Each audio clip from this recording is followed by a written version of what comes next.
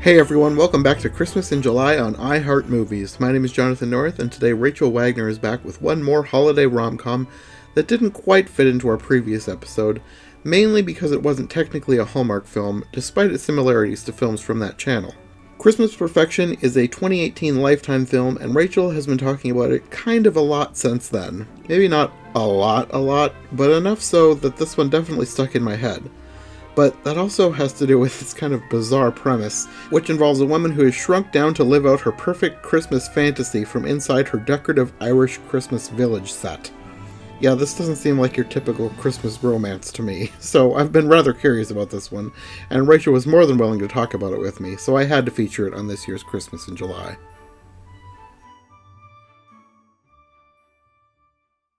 Okay, Christmas Perfection. I I kind of wanted to do that. Well, I did want to do this one because of how much you were hyping it up, and I know it's Uh-oh. not. It's not exactly Hallmark. It's Lifetime, so Right. I think that's why you kind of wanted to separate it from the main Hallmarkies podcast episode that we Right. did. So you want to tell us a little bit about this movie and Yeah. why you liked it so much? Yes. So this movie is about a girl that named Darcy who has dreamed of the perfect Christmas, and all of her friends and family fall short in executing her perfect Christmas. And her parents are divorced, and she's got a crush on her boss. He doesn't pay her any time of day. Her best friend, she just kind of takes for granted.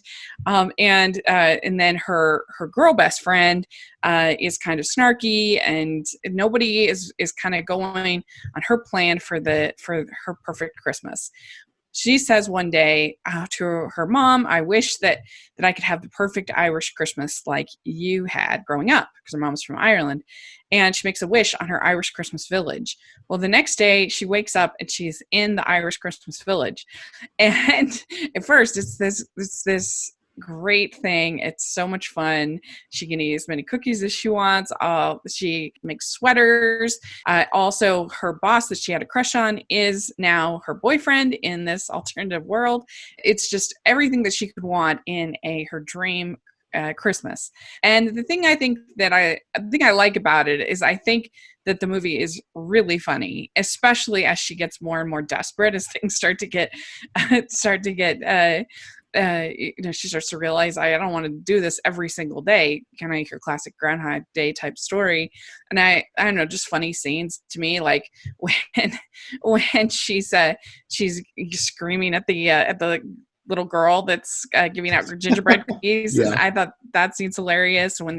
When her friend Brandon, who obviously is in love with her, comes, and he's the only one out of anybody in her life that is the same, Hmm. that there isn't an alternate version in the Christmas Village. And when he comes, and him and Tom are kind of fighting over Darcy, and they go on a sleigh ride that's pretty funny. Even her friend, her I forget her friend's name, but she, Carmen.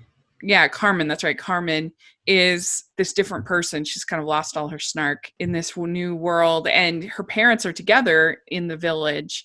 And her coming to sort of the realization that she missed her parents, the real parents, I think is really sweet. I think it actually has quite a bit of heart, because she is now finally getting to see the people in her life the way that she wishes they would behave. And then she realizes that she misses the real them. She misses their flaws and what they mean to her. And of course, she sees Brandon in a whole new light as well by the end of it. And so I think that's an easy thing, especially during the holidays, to kind of wish the people in our lives were different, behaved different. Wish we could control them maybe a little bit more. But then once we have that, we see them, they're not behaving in the way that we know and love them. We wouldn't want that, actually, after all. So I think there is a kind of a message there. And I love these kind of stories, as far as switched identities and switched bodies, alternate dimensions, that kind of thing. I think is really fun. I Hmm. almost always like it. And so yeah, it's I think it works better than almost all other TV Christmas movies, because I think it's really funny. I think it has something to say, And I think for the most part, it's really well executed. So that's why I like it.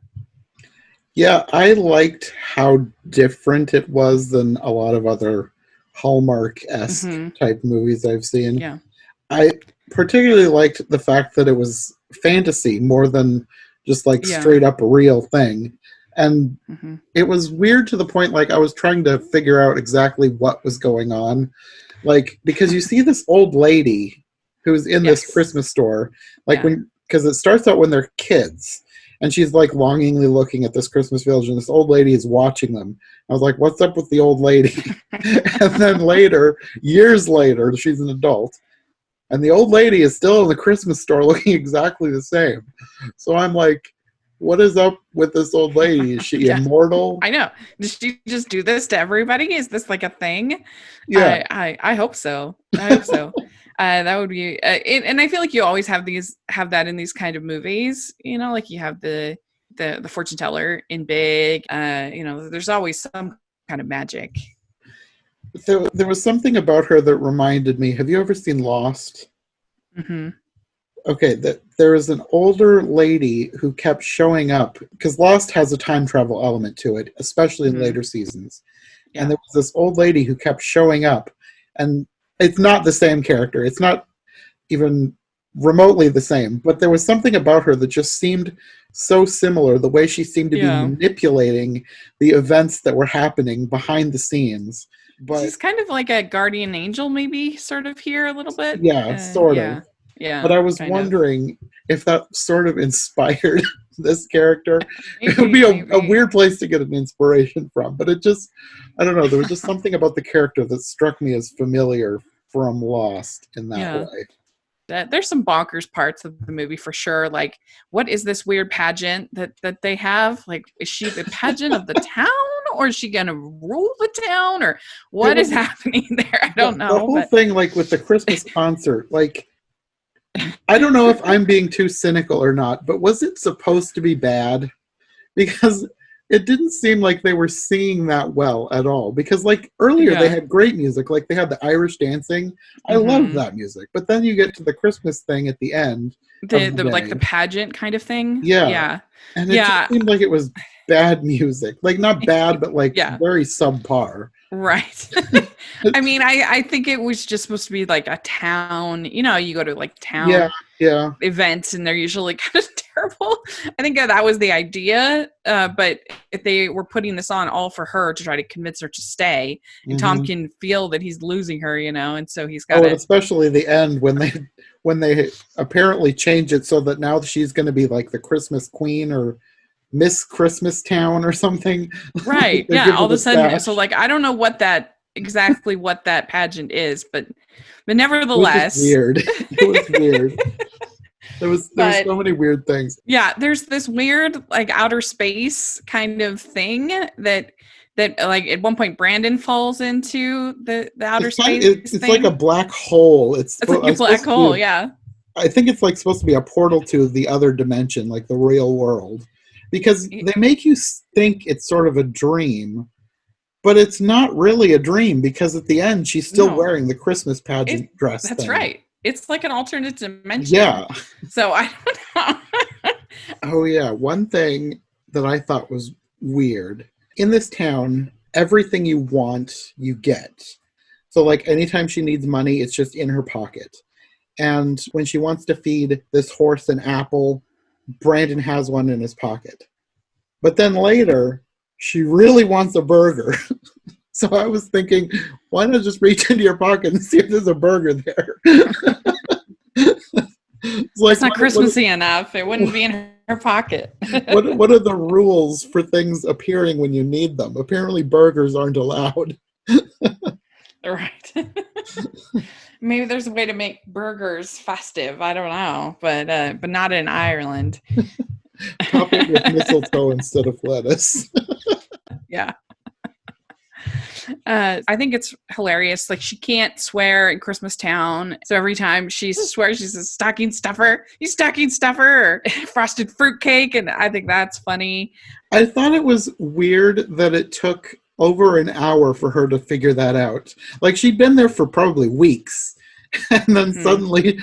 suddenly now she wants to swear. And then for the Yeah. rest of the movie, it kept happening. Yeah. So it's like you didn't swear for like weeks, and now you're doing it all She the was so time. happy, and then all of a sudden things went That's downhill. true. That's true. Things That went does make downhill. sense. Things went downhill. Yeah, and like I said, I love when she's flipping out over the gingerbread girl. That and the girl's like crying, and she's like, "Oh no, I'm sorry." It reminded me, and maybe I feel like it was probably inspired by the show The Good Place.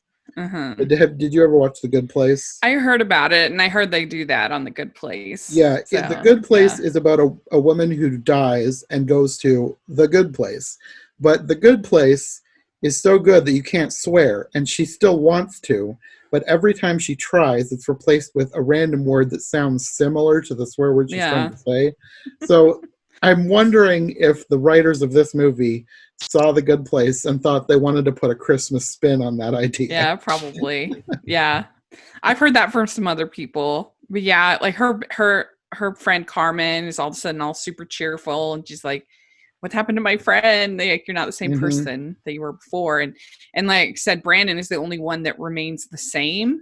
So Hmm. that's how you can tell that he's the one for her. He's the one for her because he's the same in her perfect Christmas as in real life. Well, I Everybody else feel is like that different. was probably the point. Like, I think that's what that old lady was trying to do. Hmm. Because, as far as I could tell, he was the little boy in the past, too, right? They're the two little Yeah, kids, the girl and the boy. He was the little boy. So, this yeah, old lady has seen them since they were children, right. apparently, has been watching them.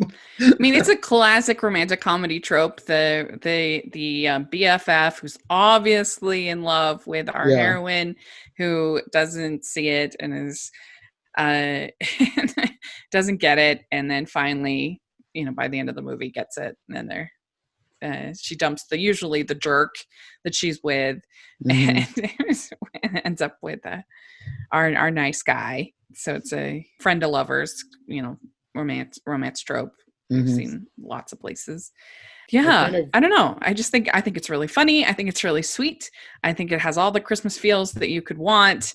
I mean, there's some stuff that's like, does anybody ever like the whole sweater thing? I'm like, what is this? The weirdest sweaters I've ever seen. But I think it pays off. It to me that's funny. the gifts, too. Oh yeah, the gifts. Like, since every day is Christmas, every And day they she's get presents, and it's yeah, always the same. So, like, are right. their closets just filling up with copies of the gifts over Yeah, and and over and she just over must get again? that necklace over and over and over and Yeah. over again from At Tom. first, I was thinking it was like a Groundhog Day situation where everything reset, but then she talked Hmm. about layering the necklaces, so she has multiple. Right. Yeah. It doesn't seem to completely reset each No. day. And she doesn't have to reintroduce herself to people. You know what I mean? Yeah. Like her parents and other people. Like They she's all not they all talked day. to her like she'd been there forever. Like, it was just Hmm. obvious that this is how it worked, and they talked like she'd been there the day before, even though she just got there. The only time Basically, that in a horror movie, she's in like the zombie version of her life. But a holiday but horror film, yeah, holiday a horror happy film. holiday horror film. Yep.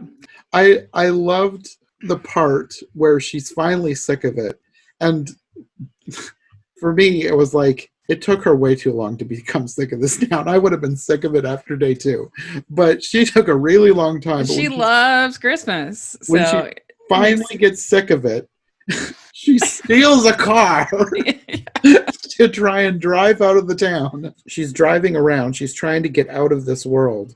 And right. she's running in. There's like a wall that comes up, and like the wall is shifting and moving. And like it feels like the whole place has been built around her.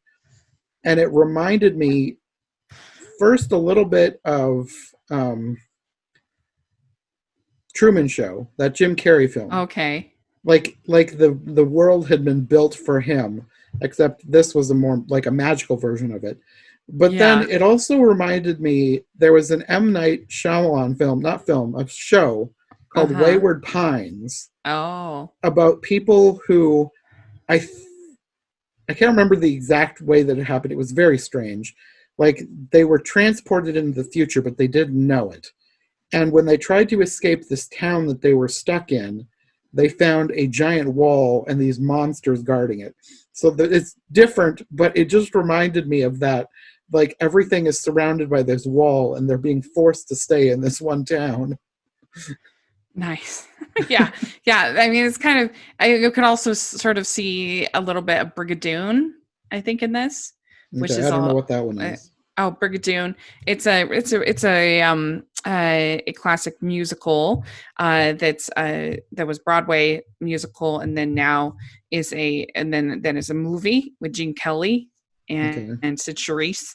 And it's about this, town in Scotland that, they make a, ideal that the town, in order to protect the young people from evil influences or whatever, will only appear once every like 100 years or something like that, once a day. And Gene Kelly's character stumbles upon it and falls in love with Sid Charisse, and it's a really fun movie. And Interesting. yeah, it's by the same composers that did, My Fair Lady, Lerner and Lowe. So it's a pretty good movie. But yeah, so it kind of has, I think, a little bit of that feel, sort of this magical, that in that case it's Scottish, but Yeah. in this case it's Irish, village, Christmas village. Yeah. And It really felt like a mashup of so many different things, like Mhm. all these different genres, all these different tropes, all these different ideas. They just Yeah. really went all over the place, and it worked. Yeah. In current Hallmark, current Christmas movies, you hardly ever get Christmas magic. It's not something that we do very much anymore, and you also don't tend to get movies that are funny. Yeah, that's what I was saying. This felt so different than the other Hallmark movies I've seen because they had the fantasy element. Yeah, I just watch it and I laugh, and especially that whole scene with the three of them on that sleigh ride, I think is pretty hilarious. Fighting over it and everything. I think it's why it feels particularly refreshing to someone like me. And here's random trivia about this movie. The writers, Lauren Hynek and Elizabeth Martin, are the writers on the new Mulan movie. How weird is that? Really? Yeah. Okay, that'll be interesting. But I do think that it is pretty well written for this kind of for a Christmas movie. It's funny. It has that heart that I like, and I like the fact that it was actually shot in Ireland. Is fun. Oh, it was? Yeah. I guess that makes sense. Yeah, it did. It does look like it. Yeah. Yeah. And I actually got to interview the two male leads, James Henry Thomas and Robbie Silverman, and that was really fun because I liked it so much. I was like, yeah. I want to talk to somebody involved. Also, it debuted on Lifetime on a week where I didn't like any of the Hallmark movies that week. And so I was like, let's just talk about Christmas Perfection instead.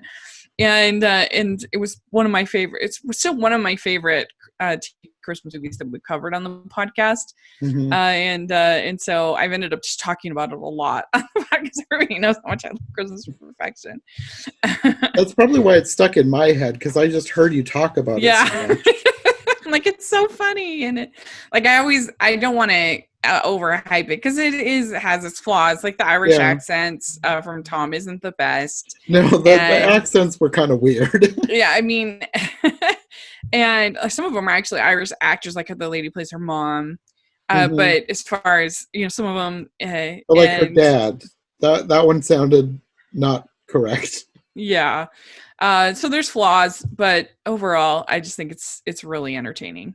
Yeah, it is. It's not like it's not something that I feel like it's going to be like a Christmas classic that I will watch for years to come. But it was a fun movie, and I liked how different it was than, I guess, your regular holiday rom-com. Right. Just it was its own thing, and I enjoyed that about it. Oh, good. I'm glad that you did. I'm glad we didn't have to fight it out. So I guess that'll be it for Christmas Perfection. Do you want to let people know where they can find you? Yes, you can find me at Rachel's Reviews, all of our social media, iTunes, YouTube, and on Rotten Tomatoes. And make sure you're following the Hallmarkies podcast for all kinds of coverage. We end up talking about Christmas year round at Hallmarkies podcast, but we also talk about all different kinds of rom-coms, and we have bonus episodes, and we just have so much fun. So check it out over there. Okay. Well, thanks for joining me. I guess we will see you next time. Yay! Merry Christmas! Merry Christmas. Thanks for listening to this episode of I Heart Movies. If you enjoyed my discussion with Rachel, make sure to check out our last episode, where she and her Hallmarkies co-host Cammie joined me to talk about some more traditional holiday rom-coms, which actually were from the Hallmark Channel. And also make sure to check out my other podcast, Every Version Ever, where Rachel will be joining me for 2 episodes, both looking at different versions of A Christmas Carol. If you like these Hallmark-esque films, you'll enjoy our upcoming discussion of several of them, all featuring female Scrooge characters, in addition to a lot of other creative twists. And if you're looking for something really different, the episode we just did features a Doctor Who take on A Christmas Carol, with some really fun, crazy twists to the story, and even has a flying shark pulling a Christmas sleigh. It's a lot of fun, if you like that sort of thing. Next time on the show, we'll be closing out Christmas in July with kind of a crossover between my 2 podcasts. Last month, when Every Version Ever debuted, I shared the premiere episode here where Sarah and I talked about all the silent versions of Alice in Wonderland. And since we're doing the same thing with silent versions of A Christmas Carol this month, I thought I'd share that episode here as well. It's always fun to talk about these historical films with Sarah, so make sure you check back next time for that, and we'll see you next time on I Heart Movies.